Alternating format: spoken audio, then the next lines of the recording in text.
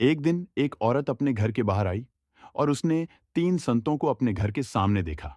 वह उन्हें जानती नहीं थी। औरत ने कहा, आइए और भोजन कीजिए। कृपया भीतर। संत बोले, क्या तुम्हारे पति घर पर हैं? औरत ने कहा, नहीं, वे अभी बाहर गए हैं।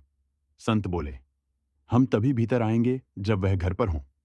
शाम को उस औरत का पति घर आया और औरत ने उसे यह सब बताया। औरत के पति ने कहा, जाओ और उनसे कहो कि मैं घर आ गया हूं और उनको आदर सहित बुलाओ। औरत बाहर गई और उनको भीतर आने के लिए कहा। संत बोले, हम सब किसी भी घर में एक साथ नहीं जाते। पर क्यों? औरत ने पूछा। उनमें से एक संत ने कहा, मेरा नाम धन है। फिर दूसरे संतों की ओर इशारा करके कहा, इन दोनों के नाम हैं सफलता और प्रेम। हम में से कोई एक ही भीतर आ सकता है। आप घर के अन्य सदस्यों से मिलकर तय कर लें कि भीतर किसे निमंत्रित करना है। औरत ने भीतर जाकर अपने पति को यह सब बताया। उसका पति बहुत प्रसन्न हो गया और बोला, यदि ऐसा है तो हमें धन को आमंत्रित करना चाहिए। हमारा घर खुशियों से भर जाएगा।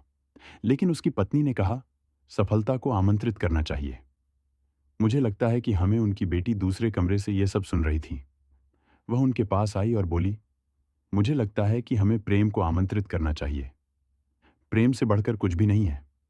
तुम ठीक कहती हो, हमें प्रेम को ही बुलाना चाहिए, उसके माता पिता ने कहा। औरत घर के बाहर गई और उसने संतों से कहा, आप में से जिसका नाम प्रेम है वह कृपया घर में प्रवेश कर भोजन ग्रहण करें। प्रेम घर की ओर बढ़ चला।